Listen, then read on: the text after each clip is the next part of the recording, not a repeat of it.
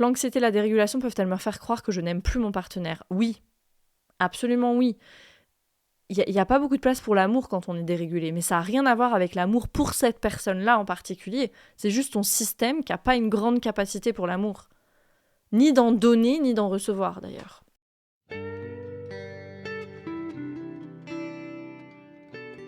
Bienvenue dans Pas de soucis, le podcast pour se libérer de l'anxiété avec Camille Thomas. Je suis Camille et avant d'être coach de santé, j'ai été une grande anxieuse.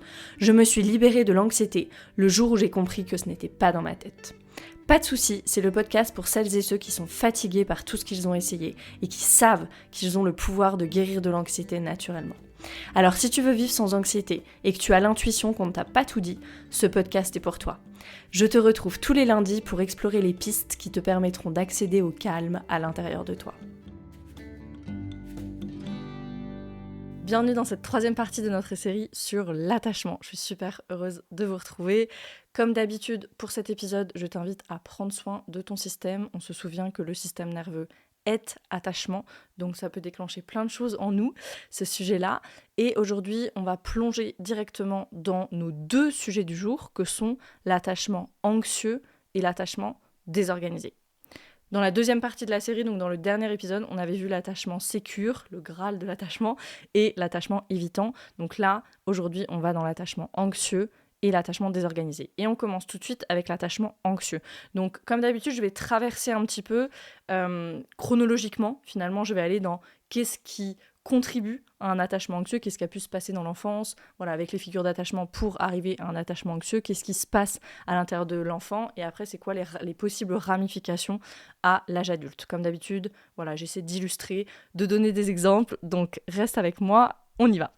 Les comportements, attitudes, qualités des parents qui peuvent contribuer à l'attachement anxieux. Ça peut être un manque de disponibilité, on va dire manque de perspicacité, de sensibilité, d'efficacité en fait dans la connexion avec un enfant. On revient à ce qu'on avait déjà un petit peu vu dans l'attachement évitant, mais à un parent qui capte pas ou capte pas bien les signaux de l'enfant. Deuxième chose qui peut contribuer à l'attachement anxieux, c'est l'attachement anxieux du parent et ou une intrusion perpétuelle, constante ou en tout cas répétée dans la vie de l'enfant. Un enfant qui ne peut pas avoir de limite. En fait, un parent qui va toujours entrer dans la chambre, par exemple, mais ça peut être même bien plus tôt, et c'est pour ça que j'ai dit l'attachement anxieux du parent lui-même, parce que l'intrusion, ça peut être aussi un parent qui va réveiller un bébé qui a besoin de dormir, s'il dort, c'est qu'il a besoin de dormir, pour pas être seul. Parce que le parent, lui, a un attachement anxieux. Et ça peut être de façon générale des figures d'attachement qui sont très dans leur tête ou qui elles-mêmes en fait vivent des intrusions à l'intérieur d'elles-mêmes à cause de leur propre histoire qui sont non résolues. Donc il va y avoir comme ces intrusions et donc le parent il est présent et puis l'instant d'après il est plus présent par exemple. Émotionnellement, je parle physiquement il est là, mais l'instant d'après il est distrait ou il part dans sa tête et il est plus présent. Et donc, et ça c'est sans tenir compte des signaux de l'enfant, parce que voilà, l'enfant il n'a pas donné le signal de c'est bon, maintenant je suis prêt à me déconnecter, mais il y a une déconnexion de la part du parent. Et donc ça donne quelque chose où l'enfant il sent, dans l'attachement anxieux, en fait l'enfant sent qu'il y a de la connexion, donc c'est là, et puis d'un moment à l'autre il n'y en a plus. Donc il y a quelque chose de c'est là, j'en veux encore, je l'ai senti, j'en veux encore, et puis d'un coup il n'y en a plus. Et je ne sais pas quand est-ce que je vais en avoir à nouveau. Donc ça donne comme un système d'attachement qui est complètement tourné vers l'extérieur et qui dit j'en veux plus, j'en veux plus. Et donc ce qui se passe de façon générale dans l'attachement anxieux, c'est que la régulation, cette co-régulation qui devrait arriver avec l'enfant, qui donne la capacité à l'enfant de s'autoréguler, au lieu d'être fluide, elle est constamment perturbée et ce de façon imprévisible. Donc il y a ce truc de je l'ai senti, je le sens plus, la connexion, et je sais pas quand je vais pouvoir la sentir à nouveau. Donc il y a cette imprévisibilité. Ça, c'est vraiment un mot-clé pour l'attachement anxieux. Et on verra que c'est un mot-clé aussi pour l'attachement désorganisé d'ailleurs. Donc qu'est-ce qui se passe à l'intérieur de l'enfant ? On a dit qu'il y avait cette connexion qui est là, puis d'un coup, qui est plus là. Donc les bébés, les tout petits enfants, finalement, ils savent pas si leurs besoins tout court, / leurs besoins émotionnels, vont être satisfaits, vont être même pris en compte, et ça donne énormément d'insécurité. J'ai parlé d'imprévisibilité. L'imprévisibilité donne à l'intérieur du système de l'enfant de l'insécurité. Peut donner de la colère aussi. Et du coup, ce stress qui est vécu dans les relations interpersonnelles, ça donne énormément de stress et presque voire plus tard dans la vie, ça peut donner des gros drames. Enfin, ce qui est vécu en tout cas comme un drame, ce sont les séparations, les départs. Pour les personnes qui ont une dominante anxieuse dans l'attachement, les séparations, les départs, c'est insupportable. Et d'ailleurs, elles sont tout le temps en train de l'anticiper. On le verra juste après. Et donc cette sécurité et cette imprévisibilité, qu'est-ce que ça fait ? C'est ce que j'ai dit, c'est comme si le système d'attachement, il se tourne vers l'extérieur et il y a ce focus, cette focalisation sur l'attachement, en fait, sur la connexion. Et ici, une comparaison qui est intéressante, c'est avec les gens qui jouent au casino. Quand tu vas jouer au casino, tu gagnes une fois, donc tu sais ce que ça fait. Et tu le veux à nouveau. Et c'est comme ça que les addictions se développent, d'ailleurs. Et là, c'est un petit peu la même chose. L'enfant, il sent l'attachement, et puis hop, d'un moment à l'autre, il n'y a plus. Donc il y a ce focus qui se tourne entièrement vers l'attachement. Je sais ce que ça fait de gagner, je sais ce que ça fait d'avoir ça, j'en veux encore. Et dans l'attachement anxieux, c'est ça qui est peut-être un petit peu pernicieux, c'est qu'il y a assez d'attachement pour que l'enfant sente que c'est là, mais pas de façon assez prévisible pour envoyer un signal de sécurité au système nerveux. Ça, c'est vraiment important à comprendre. Il y a assez d'attachement pour que l'enfant il sente qu'il y a une connexion, mais pas de façon assez prévisible pour envoyer un signal de sécurité au système nerveux. Je l'ai dit 2 fois parce que cette phrase, elle résume l'attachement anxieux. Et ce que ça donne aussi, une autre conséquence de ça, c'est que l'enfant, il n'arrive pas, en fait, à comprendre, à sentir ce qui fait que la relation, elle est bonne ou mauvaise. En anglais, on dirait « if we're in a good or in a bad place ». Il n'arrive pas à comprendre ça. Et donc, ça peut donner un enfant qui essaie constamment de s'adapter aux humeurs, aux réactions très changeantes, d'ailleurs, de ses parents. Ça peut donner ça, donc une réponse de phoning. Finalement, l'attachement anxieux et la réponse de phoning, c'est très très lié. Ou la deuxième option, ça peut être que l'enfant, il va essayer de manipuler ou d'une certaine façon de contrôler le parent pour obtenir vraiment une fusion, pour être tout le temps dans la fusion. Encore une fois, dans l'attachement anxieux, la plus grande peur de la personne, c'est la déconnexion, c'est la séparation. Et si j'avance un petit peu vers l'âge adulte, qu'est-ce que ça peut donner aussi ça donne une personne qui est surcentrée sur l'extérieur, donc sur les personnes avec qui elle est en relation et puis sur les ressources extérieures, et sous-centrée, on va dire ça, peut-être pas assez centrée, sur elle-même. C'est une personne qui est pas consciente du tout des ressources internes. Ni des ressources internes, ni des sources internes de satisfaction, d'épanouissement. Ça va être les personnes qui vont trouver aucune satisfaction, par exemple, à faire des choses seules. Je me souviens avoir eu une discussion avec ma mère une fois là-dessus. Je me souviens que quand j'étais étudiante, j'adorais aller au cinéma toute seule, aller faire des expos, etc. Vraiment, j'aimais ça et encore aujourd'hui, j'aime faire des choses seule. En tout cas, il n'y a aucun problème. Pour moi, je vais apprécier peut-être autant une expo si j'ai vraiment envie d'aller la voir, si je suis seule, que quand je suis avec quelqu'un. Bon, peut-être un peu plus si je suis avec quelqu'un, mais en tout cas, je vais l'apprécier même si je suis seule. Et je me souviens que ma mère, par exemple, elle aime pas du tout faire des choses seule. Ma mère et ma grand-mère, d'ailleurs, elles sont toutes les deux comme ça. S'il n'y a pas quelqu'un pour partager une activité avec elles, c'est pas intéressant. Elles apprécient pas, elles vont même pas le faire. Et moi, je me souviens de pas du tout comprendre ça avec ma tendance plutôt évitante. J'étais là, mais c'est génial de faire des choses seule. Et ça, c'est intéressant parce qu'on peut vraiment aussi aller encore plus loin, c'est-à-dire dans l'expérience somatique, dans le corps. Ces personnes, elles vont pas sentir dans le corps qu'une chose est appréciable quand il n'y a pas quelqu'un d'autre qui est là. Et donc ça, c'est vraiment quelque chose qu'on peut aller travailler et qu'on est invité à travailler, comme toujours, surtout avec l'attachement, au niveau somatique. Donc qu'est-ce que ça va donner à l'âge adulte, cet attachement à tendance anxieuse en tout cas ?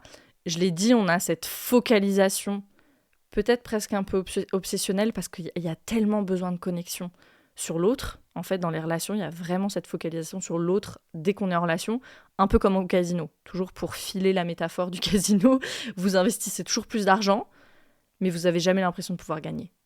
Ça, c'est vraiment l'attachement anxieux. Des personnes qui essaient d'obtenir l'amour, la connexion dont ils ont besoin, mais avec cette impression que c'est jamais suffisant. Et ça peut donner un narratif qui est très... assez désespéré, en fait. Il y a beaucoup d'impuissance là-dedans. Il y a beaucoup d'impuissance. et peu d'espoir de trouver un jour l'accomplissement, en fait, de trouver un jour quelque chose qui soit assez. Les questions qui peuvent tourner en boucle dans la tête de quelqu'un avec un attachement à tendance anxieuse, ça va être: est-ce que je suis assez aimée? Est-ce que je vais être abandonnée? Oui, t'es là avec moi maintenant, mais est-ce que tu seras là demain? Et quand je dis qui tourne dans la tête, ça peut être vraiment au niveau subconscient aussi, hein, sans qu'on s'en rende compte. Et donc ça fait que ces personnes, consciemment ou inconsciemment, elles sont toujours en train de se défendre, de se protéger de la perte. De la perte, de la séparation, de la déconnexion. Et ici, on ne parle pas que des relations amoureuses, hein, ça peut absolument se jouer dans les amitiés aussi. Une personne qui panique complètement si l'autre répond pas à son message, par exemple. Ça peut être aussi en amitié, ça. Ou qu'il prend très très mal. Soit qu'il va aller dans la colère, soit qu'il va aller dans une grande tristesse, personne ne m'aime, etc. Et ici, je veux vraiment faire un rappel, parce que c'est très très important.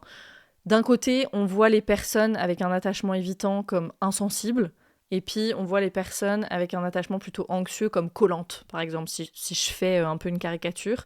Mais encore une fois, ce n'est pas un choix. Le système nerveux, il tape pas à la porte en disant: est-ce que je peux me mettre en colère là, ou est-ce que je peux être désespéré parce que je sens pas assez de connexion ou parce que j'ai peur de la déconnexion. Notre système, il nous y emmène. Point à la ligne. Pour les personnes qui ont une tendance anxieuse, dans leur système nerveux, à chaque fois qu'elles sont en relation, il y a une autoroute qui va vers: aujourd'hui, il ou elle est là, mais demain, comment ça sera demain? Ou comment ça sera dans 1 heure? Comment ça sera dans 2 heures? Leur système les emmène dans l'anxiété de la séparation, même s'il n'y a aucun signe, même s'il n'y a aucune circonstance dans le présent qui pourrait indiquer qu'il y ait séparation prochainement. Mais ces personnes, elles s'attendent à l'abandon, elles s'attendent au pire de la part de leur partenaire. Et pour le partenaire, d'ailleurs, ça peut être très difficile parce qu'il y a quelque chose de l'ordre de quoi qu'il fasse, quoi qu'elle fasse, la personne avec un attachement anxieux, elle a constamment besoin de réassurance. Donc pour le partenaire, il peut y avoir aussi l'impression de jamais en faire assez, de jamais donner assez. Et finalement, c'est proche de la vérité puisque la personne avec un attachement anxieux, elle s'attend au pire. Elle a du mal, elle peut pas se déposer dans la confiance de la connexion. Dans la connexion, et elle est là, et elle est là pour rester. Ça n'existe pas, ça, dans le système, dans un système qui a tendance anxieuse. Et une conséquence de ça, ça peut être ce dont je parlais là, cette réponse de phoning, donc une adaptation, même à l'extrême. Ça veut dire que ces personnes avec un attachement anxieux, elles peuvent accepter ce qu'on leur donne, en fait, dans une relation, au lieu de demander clairement ce qu'elles veulent. Voilà, elles vont se contenter, en fait, de ce qu'elles ont, parce que être seules, la séparation, la déconnexion, ça serait tellement submergent qu'elles préfèrent, en anglais on dit settle, elles préfèrent se contenter, en fait. J'ai pas le mot qui me vient là. Et elles peuvent avoir cette impression qu'il faut toujours qu'elles fassent plaisir à leur partenaire, il faut toujours que voilà, ça aille dans le sens du partenaire pour pouvoir les garder. Le ou la garder, ce partenaire. Et ce qui peut se passer, et c'est un petit peu ça, l'ironie finalement dans l'attachement, c'est vraiment cette reproduction. Parce que ce qui peut se passer, c'est que ces personnes, elles peuvent créer involontairement, en fait, de façon complètement inconsciente, leur propre cauchemar, en rejouant voilà, une disponibilité émotionnelle qui est pas cohérente ou qui est vraiment étouffante, beaucoup d'anxiété, être collant, être intrusif, parce qu'il y a cette inquiétude constante qui est là, cette anxiété de la séparation, de la déconnexion. Et donc ici, on retrouve ce qu'il y avait dans les parents, en fait, cette intrusion de leur propre anxiété qui a été à la source de l'attachement anxieux et qui, du coup, potentiellement peut être reproduite plus tard. Donc un message à envoyer à son système, si tu es plutôt dans l'attachement anxieux, si tu te reconnais dans cette tendance, c'est vraiment: tu es digne d'être aimé, je serai là pour toi, je respecte tes limites. Si tu es le ou la partenaire de quelqu'un qui a un attachement anxieux, ça va être vraiment ces messages-là. Tu es digne d'être aimé, je serai là pour toi, je respecte tes limites. Voilà, et quand je dis ça, vraiment écoute ça avec ton corps. Est-ce que ça atterrit ou est-ce qu'il y a un truc de oh, non, ça marche pas. Tu es digne d'être aimé, je serai là pour toi, je respecte tes limites. Avec l'attachement anxieux, j'ai parlé de la réponse de phoning, donc avec l'attachement anxieux, le travail sur les limites, qu'on fait d'ailleurs dans mon programme Arise, il est très important. Réapprendre à être dans la connexion tout en restant soi, sans aller dans cette réponse de phoning. La réponse de phoning, on pourrait appeler ça aussi le people pleasing, si vous ne connaissez pas ce terme. Donc c'est être dans la connexion sans être dans la fusion. C'est ça. poser des limites. Il y a tout un module là-dessus dans Rise. Et c'est vraiment tellement, tellement, tellement important. Quand il y a trauma, il y a dépassement des limites, nécessairement. Cette barrière que constitue notre système nerveux, il y a une brèche qui se crée dans la barrière. Donc c'est vraiment important, et dans l'attachement anxieux, tout particulièrement. Donc ça, c'est la première piste, le travail sur les limites. Et une deuxième piste, c'est vraiment de faire ce travail, de voir où est-ce qu'il y a de la constance dans tes relations. Peut-être qu'il y a des amitiés qui durent depuis longtemps, qui sont vraiment des amitiés profondes, même des personnes peut-être avec qui tu n'es pas en contact tout le temps, on ne s'envoie pas des SMS tous les jours, mais voilà, ces personnes qu'on retrouve au bout de 6 mois ou au bout de 8 mois, et c'est comme si on s'était quitté hier. Est-ce que tu as ça dans ta vie ? Prends le temps de te rappeler, ça peut être d'écrire et puis vraiment de sentir à l'intérieur ces relations qui immédiatement nous ramènent vraiment à une connexion qui est profonde, qui est intime. Et quand tu te concentres sur ces relations, qu'est-ce qui se passe dans le corps ? Qu'est-ce qui se passe au niveau émotionnel ? Qu'est-ce qui se passe au niveau des pensées ? Est-ce qu'il y a des images ? Est-ce qu'il y a des souvenirs associés ? Ah oui, ça ressemble à ça, la connexion. Est-ce que je peux me déposer un petit peu là-dedans ? S'immerger là-dedans. Faire ce travail de s'immerger dans une relation qui est profonde, qui est constante, dans ce felt sense, cette expérience sentie de la constance, de quelqu'un est là pour moi. Et ça va durer. Quelqu'un est là pour moi aujourd'hui, cette même personne va être là pour moi demain. Pourquoi ? Parce que c'est le cas depuis 10 ans peut-être, que c'est le cas depuis 3 ans, que c'est le cas même depuis quelques mois. Où est-ce qu'il y a de la constance ? Dans ta vie, dans les relations. Toujours je parle dans les relations ici parce qu'on est dans l'attachement. Donc voilà pour l'attachement anxieux avec quelques pistes à explorer. Je vais maintenant dans l'attachement désorganisé. Donc l'attachement désorganisé, c'est super. C'est vraiment l'antipode de l'attachement sécure qui était le Graal. Là, c'est désorganisé. Son nom l'indique très très bien. Et donc c'est un mélange, en fait, l'attachement désorganisé, de l'attachement évitant et de l'attachement anxieux. Donc tout un programme. Et ça, l'attachement désorganisé, c'est tellement tout un programme que c'est quelque chose qu'on peut voir très très vite, même chez un nourrisson.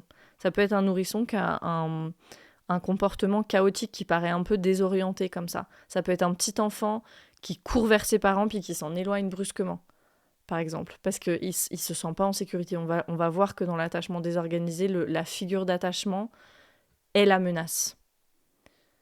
Ils peuvent, les petits enfants, ils peuvent aussi tourner en rond, tomber, détourner le regard, se balancer d'avant en arrière. Il peut y avoir tous ces signes à aller dans une forme de figement aussi quand le parent arrive, par exemple.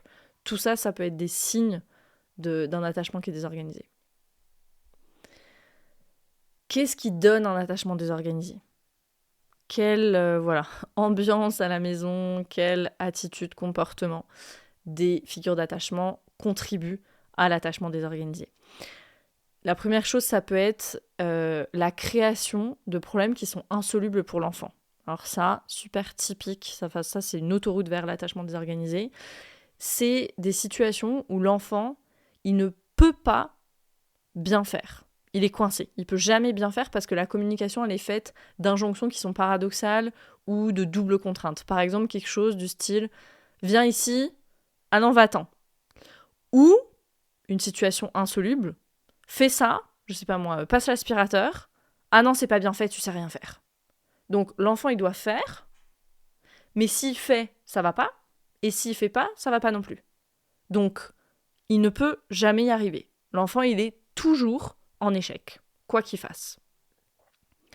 De façon générale, avec l'attachement désorganisé, c'est vraiment des figures d'attachement des parents qui mettent en place en fait des interactions qui sont chaotiques, voire effrayantes, désorientantes, qui intrinsèquement vont être désorganisatrices pour l'enfant. Au lieu d'aider son système à s'organiser, ça va le désorganiser.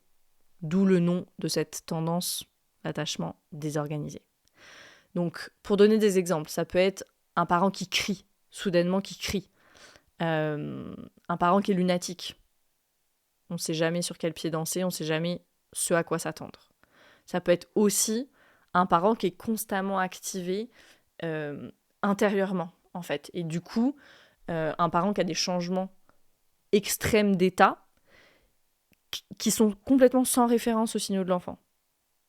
Comme dans l'attachement anxieux où le parent il se déconnectait d'un coup, là, c'est un parent qui va changer d'état. Donc, le parent, il est calme, voilà.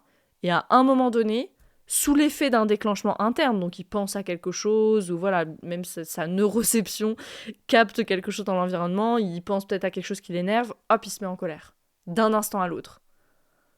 Et l'enfant n'a rien fait pour que le parent se mette en colère. Donc il y a quelque chose de complètement imprévisible. Une expression qui résume bien ce type de foyer, où il y a des situations comme ça, c'est vraiment marcher sur des œufs. Ne pas savoir sur quel pied danser, ou marcher sur des œufs. Constamment, l'enfant doit marcher sur des œufs. Il ne sait pas à quoi s'attendre. Ça, moi, c'était mon expérience avec mon père, par exemple. On ne savait jamais ce qu'on allait avoir. Je me souviens que rentrer le soir de l'école, c'était un stress. Et ça, c'est revenu tard, d'ailleurs, quand j'ai commencé ce travail sur mon système nerveux. J'avais oublié ça. Mais je me souviens et c'est vraiment une mémoire émotionnelle de la tristesse, de la peur, même bien plus tôt que ça, bien plus tôt que l'école primaire, maternelle, petite maternelle, quand c'était lui qui venait nous chercher chez la nounou. Il y avait toujours cet espoir que ce soit maman. Et c'est vraiment une mémoire somatique que j'ai de ça, dans le corps. Il y a des bribes d'images, mais vraiment des bribes. C'est beaucoup plus un ressenti, c'est des émotions. Donc ça, c'est ce qui peut contribuer à l'attachement désorganisé. Qu'est-ce qui se passe à l'intérieur de l'enfant ? Quand il y a ce type d'ambiance, de situation, de comportement, d'attitude, l'enfant, il ne peut pas utiliser le parent pour s'apaiser, pour se réguler. Parce que le parent, c'est la source de peur. Le parent est la menace. Donc il y a vraiment ce double dilemme. L'enfant, il est terrorisé par la figure d'attachement et il y a cette perte de l'encre de sécurité qui est nécessaire à un attachement sain, en fait, et qui est même nécessaire, au-delà de ça, au développement de l'enfant. Donc il y a je peux pas aller vers mon parent parce qu'il est une menace, et en même temps, j'ai tellement besoin de l'attachement. Et la deuxième difficulté, c'est que ça se couple à une possibilité qui est minimale ou voire inexistante de combat ou de fuite. Encore une fois, l'enfant, il peut pas combattre parce qu'il fait pas le poids, et parce qu'il va lui arriver encore plus de broutilles, et il a nulle part où aller. Donc il est absolument coincé dans cette situation. Un mot-clé avec l'attachement désorganisé, c'est vraiment insoluble. C'est insoluble. À la fois comment se comporter, et puis il y a pas d'accès aux réponses de l'état sympathique, donc c'est insoluble. C'est vraiment l'enfant, il est coincé. Et normalement, si tout va bien, quand tout se passe bien, le système d'attachement primaire, il est conçu pour assurer la sécurité de l'enfant, que ce soit organisé justement dans son système, régulé. Et quand l'enfant, il subit, si on va un peu plus loin, des violences aussi, quand le parent et la source de la menace, ce soit des violences physiques, émotionnelles, que ce soit des cris sexuels, bien évidemment, il développe cet attachement désorganisé. Et il est tout le temps en train d'appuyer sur l'accélérateur et sur le frein. Il reste coincé, en fait, l'enfant, entre l'approche et l'évitement. L'approche et l'évitement. Ça peut donner beaucoup de figement, ça peut donner de la dissociation aussi. Et donc ça peut donner des problèmes de régulation des émotions. C'est normal, l'enfant n'a pas appris l'autorégulation. S'il n'y a pas de co-régulation, il n'y a aucun moyen de développer cette autorégulation. Ça peut être des difficultés même sociales dans les relations aussi. Ça peut être du brouillard, un manque de cohérence, des déficits de l'attention. Tout ça, c'est aussi des symptômes du figement. Il appuie sur l'accélérateur et sur le frein à la fois, il est coincé, il est figé, en fait. C'est les symptômes du figement avec cette chape dorsale, mais sous laquelle il y a énormément d'énergie. Donc l'enfant, il peut être léthargique, c'est le dorsal, et en même temps avec son esprit qui saute super vite d'une activité à l'autre, parce qu'il y a cette énergie sympathique en dessous qui dit on ne peut pas rester là trop longtemps. Il faut faire quelque chose, il faut fuir, il faut combattre. Et donc en conséquence, c'est ce même enfant qui peut être complètement léthargique ou qui peut devenir agressif aussi. Ici encore, quand il arrive à sortir du figement. Quand il arrive à sortir du figement, il y a toute cette énergie de combat contenue là, à l'intérieur, parce qu'elle ne peut pas être dirigée vers le parent, encore une fois. L'enfant, il n'a aucune chance. Mais elle est là, ça ne veut pas dire qu'elle disparaît. Cette réponse de combat, qui trouve pas d'issue, qui trouve pas d'objet. Et ça peut être du coup une personne, après l'âge adulte, qui va vite dans le figement, dans l'effondrement, parce que être face à des situations insolubles comme ça, il y a énormément d'impuissance, c'est hyper submergent, et presque la seule réponse, et c'est même pas presque, la seule réponse disponible, c'est de se figer, de se dissocier, de s'effondrer. Donc dans l'attachement désorganisé, il y a toujours ce conflit entre deux impulsions, deux élans biologiques, physiologiques, c'est ça qu'il faut comprendre. Celui de s'attacher et celui de survivre. Et c'est insoluble parce que l'attachement est nécessaire à la survie et au développement de l'enfant à cet âge-là. Donc en fait, les deux élans biologiques, c'est les deux élans de survivre. Si on dit l'élan biologique de s'attacher, pour un enfant, c'est l'élan biologique de survivre. Et l'élan biologique de se protéger d'un parent qui est une menace, donc de survivre aussi. À l'âge adulte, ça va donner quoi ? Ça va donner des personnes qui essaient de gérer des niveaux d'activation hyper élevés dans leur système. Suite à quoi ? Suite à cette terreur, en fait, parce qu'il y a beaucoup de peur dans l'attachement désorganisé, à cette terreur qui a été subie dans l'enfance. Et donc, voilà, pour gérer des niveaux élevés d'activation, il y a plein de stratégies d'adaptation qui sont possibles. Ça peut être les substances, ça peut être le sucre, ça peut être la cigarette, ça peut être la dépendance émotionnelle, voilà, tout ce qu'on peut faire pour apaiser le système. Et quand elles sont en relation, ces personnes avec une dominante plutôt désorganisée, il peut y avoir de la panique, il peut y avoir de la rage aussi, toute cette énergie sympathique a été écrasée justement par le figement dont je parlais juste avant. Pourquoi ? Parce qu'en relation, la mémoire implicite, elle est activée. Et c'est ça qu'il faut bien se dire. C'est vrai que ça, je ne l'ai pas dit jusqu'ici, mais c'est important. La relation avec les parents et puis la relation de couple, c'est assez proche pour que notre cerveau dise « Ah, je connais ça ». C'est assez proche dans le sens où bien sûr que ce n'est pas la même relation, mais on est très proches, on vit sous le même toit, on partage les tâches du quotidien, on partage notre emploi du temps, il y a énormément quand même de choses similaires. Et on se souvient que pour le cerveau, assez similaire, ça suffit pour qu'il y ait finalement un raccourci qui est fait. Notre cerveau, il veut toujours conserver de l'énergie. Un raccourci qui est fait, et le raccourci, c'est « Ah, ok, ça, je connais. Ah, ok, les relations, c'est ça. » Et donc, on amène toute cette activation dans nos relations. Que ce soit une activation, un attachement plutôt du côté de l'évitant, du côté de l'anxieux ou du côté du désorganisé. Mais tout ça, on l'amène dans la relation. Et donc, je reviens à l'attachement désorganisé. Dans l'âge adulte, on va retrouver tous les symptômes de l'absence de régulation, en fait. Ça peut être des changements d'humeur extrêmes, justement.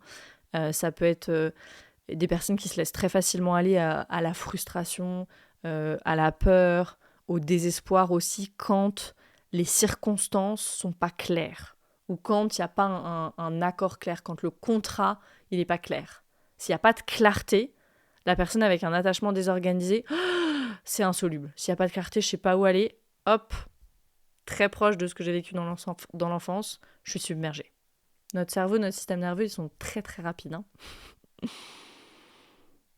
Il y a beaucoup de dérégulation dans l'attachement désorganisé, et ça peut donner dans les relations une hypervigilance, une hypersensibilité.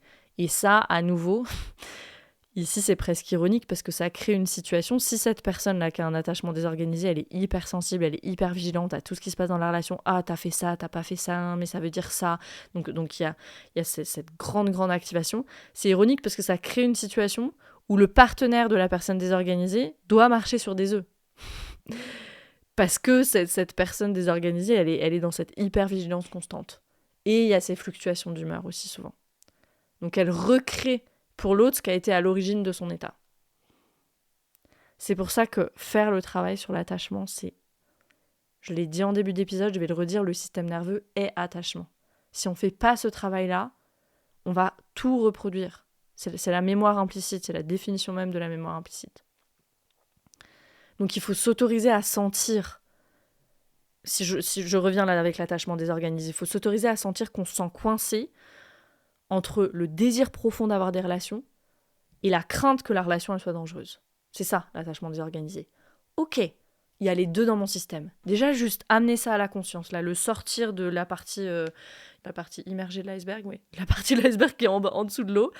Ok, il y a les deux dans mon système. Je le porte à la conscience. À quoi ça ressemble dans mon corps quand j'ai envie d'être en relation ?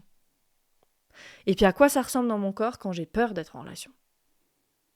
Ça se travaille très bien en somatic experiencing, par exemple. Et c'est toute cette conscience corporelle qu'on travaille à développer dans Arise aussi, par exemple. De découpler les choses. Ça, c'est très important, immensément important. Dans l'attachement désorganisé, puisqu'il n'y a pas eu de co-régulation, et donc de bon câblage du système nerveux, la neuroception, elle n'est pas optimale. Et la neuroception, c'est notre radar, c'est notre détecteur de menaces internes. Chez les personnes désorganisées, on va dire qu'ils ne fonctionnent pas bien. Puisqu'il n'y a pas eu tout ce qu'il fallait, en fait. Même au niveau neurodéveloppemental, il n'y a pas eu tout ce qu'il fallait. Et ça donne quoi ? Une neuroception, on parle d'une neuroception erronée dans la théorie polyvagale. Ça donne quoi ?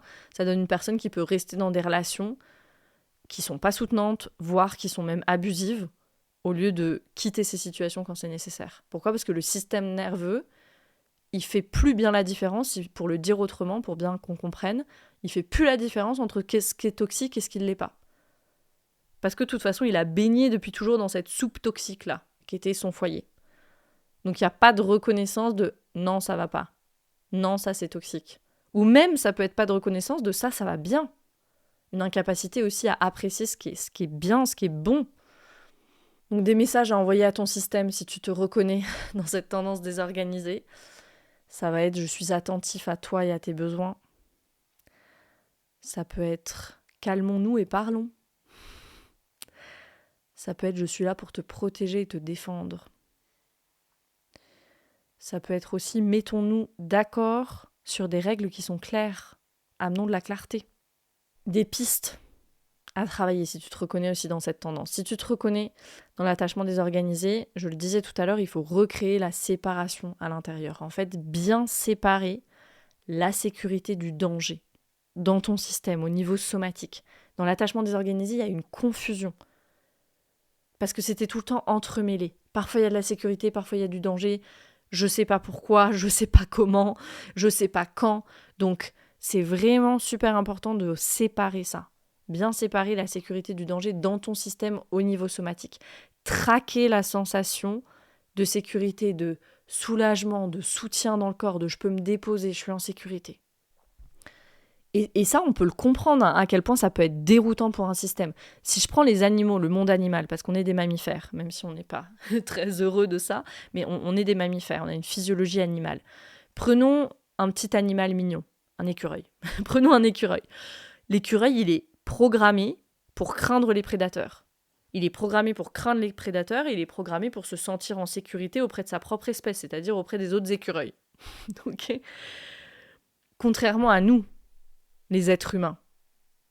Pour de nombreux êtres humains qui sont dans des foyers comme ça, on serait programmé à se sentir en sécurité auprès des nôtres, sauf que c'est pas le cas.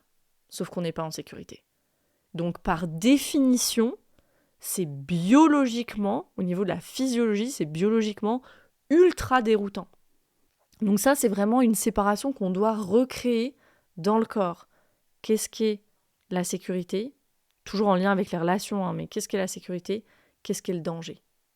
Et ça, on peut le faire par exemple avec l'imagination grâce à des images. Ça, un thérapeute par exemple en somatic experiencing, il peut aider à mettre en place 2 situations, ok, qui va inclure le parent, une situation avec des alliés, des ressources qui donnent vraiment au système d'attachement un endroit sûr où il va pouvoir se déposer. Et puis un autre, on va chercher une autre image, on va chercher une autre situation pour le comportement qui est effrayant, qui est troublant, qui est déroutant du parent. Et puis on prend le temps de ressentir les deux, on prend le temps de ressentir que c'est séparé, l'un après l'autre, de sorte que la réponse à la menace, aussi nos réponses de survie dans notre système, elles soient clairement séparées des besoins d'attachement. Quand j'ai envie d'être en connexion, j'ai pas besoin qu'il y ait des réponses de survie associées à ça. C'est ça qu'on recrée en fait, et du coup je peux aller avec de la régulation ventrale, en me sentant en sécurité, dans un désir de relation, dans un désir d'attachement, qui est absolument naturel pour l'être humain. Ça, c'est un exemple de ce qu'on appelle une expérience correctrice, une expérience réparatrice, qu'on peut créer aujourd'hui dans notre système nerveux. Et c'est ça le travail merveilleux avec l'attachement et le système nerveux en général. C'est que quand on travaille ça, quand on travaille au niveau le plus profond, tout peut être renégocié. Aujourd'hui, dans le présent, tout peut être renégocié. Ça, c'est extraordinaire. On va faire une pause ici. Comment ça va ? On fait un petit check avant que je passe à vos questions. Voilà, si l'activation elle est montée, mets le podcast en pause, prends le temps de te réguler. Et moi, je vais continuer avec vos questions. J'ai eu des questions sur le sujet du soutien. Et puis, j'avais la suite des questions sur je suis en couple et j'ai de l'anxiété, que j'avais pas terminé. Et des questions sur les effets de la dérégulation sur le couple, justement. Alors, des questions de soutien. Quand j'ai une crise d'angoisse, comment mon partenaire peut-il m'aider ? Comment mon partenaire peut-il être présent pour moi quand j'ai de l'anxiété ? Donc c'était la même question que j'ai eue plusieurs fois. Et ici, j'ai envie de retourner la question en fait. Toi, t'aurais besoin de quoi ? Et justement, selon notre style d'attachement, on peut avoir besoin de choses très très différentes. Une personne plutôt évitante, peut-être qu'elle a besoin plutôt d'être seule. Une personne à tendance plutôt anxieuse, elle a plutôt besoin d'être tenue, au contraire. Elle a besoin de présence. Donc vraiment, il n'y a pas de réponse toute faite en fait à cette question. Mon instinct, ça serait de dire d'être là pour toi. Le partenaire, là où le partenaire peut être là pour toi, en fonction de tes besoins. Et donc là, le travail, il est presque, c'est même pas presque, c'est le travail, c'est à toi de le faire, de c'est quoi mes besoins dans ce moment-là. Sur le soutien, ce serait vraiment ça que je peux offrir. Je suis en couple et j'ai de l'anxiété. Alors, ici j'ai une question. Comment sortir de la culpabilité de mal faire les choses dans ma relation ? Quand je suis susceptible, rigide sur plein de choses, par exemple, etc. Susceptible et rigide. Ça, c'est intéressant parce que ça rappelle l'attachement désorganisé. Donc, on est dans le thème. Susceptible, pourquoi ? Susceptible parce que il n'y a pas eu de régulation émotionnelle. La régulation émotionnelle, elle t'a pas été apprise. Autrement dit, il n'y a pas eu de bonne co-régulation. Et c'est plus qu'apprendre. T'as pas pu l'absorber. Parce que tu pouvais pas la sentir, il n'y en avait pas de co-régulation, de régulation. Donc, cette susceptibilité, on a dit cette sensibilité, cette hypervigilance dans la relation. Et puis, dans la question, il y avait la rigidité. Et peut-être que parfois, tu es contrôlant, contrôlante, parce que tu as développé d'ailleurs cette brillante stratégie d'adaptation en réponse à des parents qui étaient hors de contrôle, qui étaient imprévisibles. Si vous m'écoutez là, rendez-vous compte à quel point c'est brillant cette stratégie d'adaptation. Je vais être en permanence dans le contrôle pour ne plus jamais sentir cette situation et ces ressentis qui sont complètement submergents de parents auxquels je suis livrée d'ailleurs quand je suis enfant, qui sont hors de contrôle. À cet endroit-là, il y a des parts protectrices qui disent « Plus jamais je me retrouve dans cette situation où je contrôle rien. » Et où, en conséquence, il y a tellement de peur. Il faut que tout soit sous contrôle, il faut que tout soit clair, il faut que tout soit prévisible. Et ici, je dois faire une dédicace à ma petite sœur, moi, qui est aussi celle qui monte les vidéos du podcast. Donc elle va entendre ça. Et qui a eu cette stratégie pendant des années. Il faut que tout soit clair, il faut que tout soit prévu, que tout soit prévisible. Et moi aussi, d'ailleurs, j'ai eu cette stratégie pendant longtemps. Et c'est intéressant parce que moi, quand j'ai commencé à m'en libérer, à avoir beaucoup moins ça, cette stratégie d'adaptation, beaucoup moins ce besoin, en fait, que tout soit clair, que tout soit prévisible et que les plans ne changent pas, elle l'avait encore assez fort. Et je me souviens, ça m'agaçait énormément, cette rigidité, ce manque de flexibilité de sa part. Et en même temps, maintenant, avec tout ce travail, quand je repense à certains moments, que ce soit en elle ou que ce soit en moi, je peux que voir comment et sentir en fait comment nos systèmes ils étaient complètement complètement dérégulés, pas régulés justement, complètement dérégulés quand les plans changeaient, par exemple. Et ça, c'est quelque chose qui est terrible en groupe. En groupe, je sais que dans mon programme Rise, il y a plusieurs personnes. C'est quelque chose que j'ai pas entendu qu'une seule fois, j'adore mes amis, je pars en vacances avec mes amis, mais c'est hyper difficile pour moi. Et je sais que c'est difficile pour de nombreux et nombreuses d'entre vous aussi de partir en vacances en groupe. En même temps, on veut le faire parce que c'est hyper sympa et tout, mais pour notre système, c'est une situation qui est pas safe du tout quand on a cette stratégie d'adaptation de tout contrôler. Parce qu'en groupe, les gens traînent, les horaires sont jamais respectés, les plans changent, surtout en vacances, parce que voilà, on est dans le flow, n'est-ce pas ? Mais un système avec un attachement désorganisé, il peut pas être dans le flow. Lui, il a besoin que ce soit clair pour se sentir en sécurité. Et c'est terrible ça pour un système qui a besoin de clarté et de certitude et qui tire sa sécurité de la clarté et de la certitude.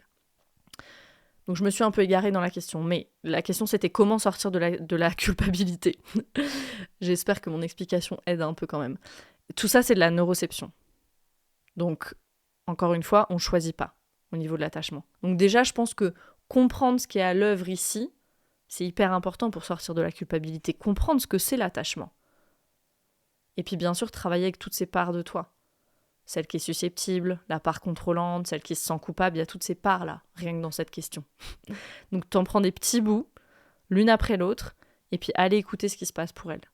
Comment tu peux commencer à collaborer avec ton système. Ça va être typiquement le travail qu'on fait avec Arise, par exemple. Dans mon programme Arise, on apprend beaucoup à aller voir nos parts, et puis se mettre à l'écoute, puis commencer à négocier aussi avec les parts de nous. Et c'est une façon pour moi qui est vraiment intéressante de travailler parce que ça nous permet de prendre des petits bouts d'expérience, donc que ce ne soit pas si submergent. Je vais dans les questions maintenant sur les effets de la dérégulation sur le couple. Alors il y avait plusieurs questions. Quand le couple est un déclencheur d'anxiété, comment guérir ? Comment différencier le questionnement sain sur le couple et les remises en question dues à l'anxiété ? Et il y avait une autre question. L'anxiété et la dérégulation peuvent-elles me faire croire que je n'aime plus mon partenaire ? Et puis ensuite, il y avait 3 questions que j'ai rassemblées ensemble.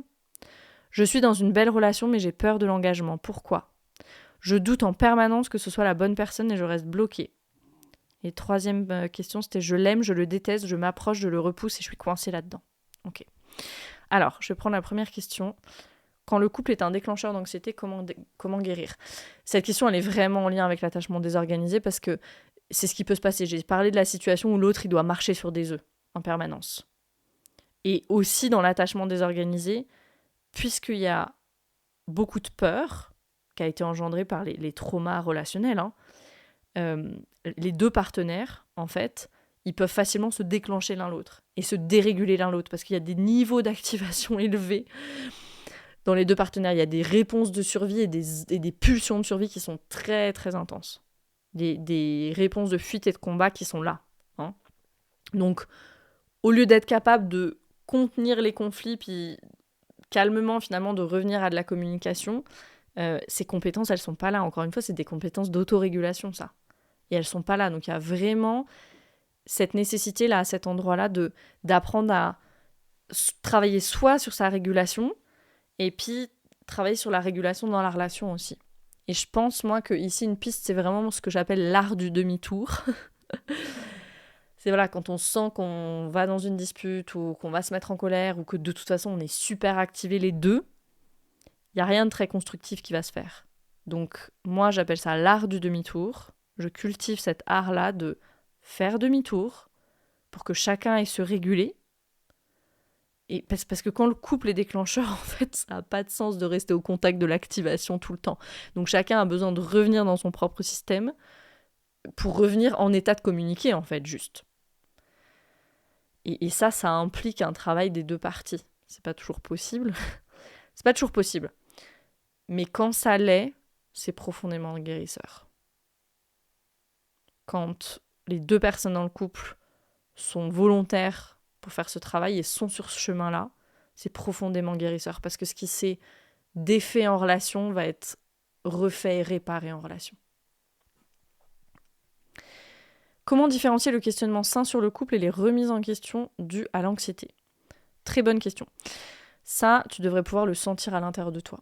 Je vais le dire comme ça. Les 2, donc le questionnement sain sur le couple et les remises en question dues à l'anxiété, elles vont pas avoir la même saveur. C'est comme la soupe. Si je fais une soupe aux poireaux, ok, mais dans l'une j'ai mis un bouillon de légumes, dans l'autre j'ai mis un bouillon de volaille, cette comparaison est tellement française. Okay. Le goût sera différent, ok. L'aspect est le même, c'est une soupe aux poireaux, je fais pas la différence à l'œil nu, ok. Mais c'est grâce à tes sens que tu vas sentir. Les remises en question dues à l'anxiété, elles ont la saveur de l'énergie de survie. Elles peuvent s'apparenter à des ruminations et tu sens que tu peux pas vraiment échapper à ces questions qui s'imposent à toi, en fait. Et souvent, il n'y a pas de nuance aussi. C'est blanc ou noir. Dans l'état sympathique, c'est je combats ou je fuis. Il n'y a pas d'histoire de nuance. Il n'y a pas le temps pour les nuances. On est dans la survie. Donc c'est blanc ou noir. Typiquement, tu vas penser à des longues listes de ce qui va pas, et il y a rien pour contrebalancer ça, par exemple. Mettons que ton partenaire t'est énervé. Tu peux sentir de l'agitation, ou au contraire, ça va être de la léthargie. De façon générale, l'expérience, elle n'est pas agréable. De l'autre côté, si on prend le questionnement sain, il n'y a pas cette saveur de torture mentale. Il y a de la place pour la nuance, il y a de la place pour l'optimisme. Et la nuance et l'optimisme, c'est quoi ? C'est « Ah bah oui, peut-être que la situation, elle n'est pas idéale en ce moment. On travaille beaucoup tous les deux, ou on est activés tous les deux, ou j'en sais rien. Mais on s'aime, et we can work things out », comme on dit en français. Et on va pouvoir revenir dans la communication, on va pouvoir réparer ça, en fait. On va pouvoir aller dans la réparation. Il y a de la place pour la résilience, il y a de la place pour la recherche de solutions, justement. Donc ça, c'est tout des réflexions qui sont ancrées en ventral. Et tu devrais même pouvoir entrer en dialogue avec ton partenaire sur le sujet. Bon, bien sûr, si il ou elle est ouvert. Mais... Alors qu'avec les remises en question dues à l'anxiété, tu vas les garder pour toi, et puis ça sort généralement de façon désespérée ou de façon agressive quand on n'a pas tellement envie que ça sorte. Vous sentez mon expérience personnelle là ici quand je parle. Ça sort pas au moment où on a envie que... Surtout, ça sort pas de la façon dont on a envie que ça sorte.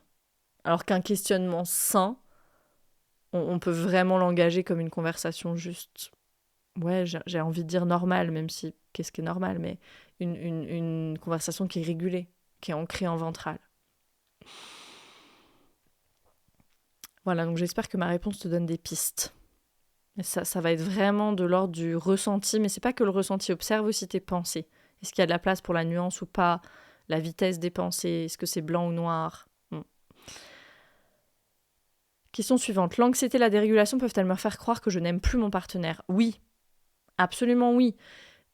Il n'y a pas beaucoup de place pour l'amour quand on est dérégulé, mais ça n'a rien à voir avec l'amour pour cette personne-là en particulier. C'est juste ton système qui n'a pas une grande capacité pour l'amour. Ni d'en donner, ni d'en recevoir d'ailleurs. Donc oui, absolument, la réponse est oui. Et puis on avait ces 3 questions. Je suis dans une belle relation mais j'ai peur de l'engagement. Pourquoi ? Je doute en permanence que ce soit la bonne personne et je reste bloquée. Je l'aime, je le déteste, je m'approche, je le repousse, je suis coincée là-dedans. C'est des questions qui sont proches. Pour moi, il y a 2 choses ici. Il y a la peur de l'engagement, il y a le doute que ce soit la bonne personne. La peur de l'engagement, là ma question ce serait, je renvoie à l'épisode précédent, est-ce que tu te reconnais dans une tendance plutôt évitante au niveau de l'attachement ? Si oui, du coup va écouter l'épisode précédent. Et puis il y a le doute que ce soit la bonne personne.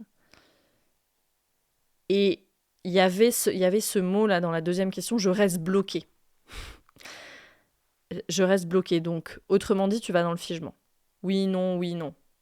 Ça ressemble vraiment à la tendance désorganisée. J'appuie sur le frein et l'accélérateur en même temps en permanence.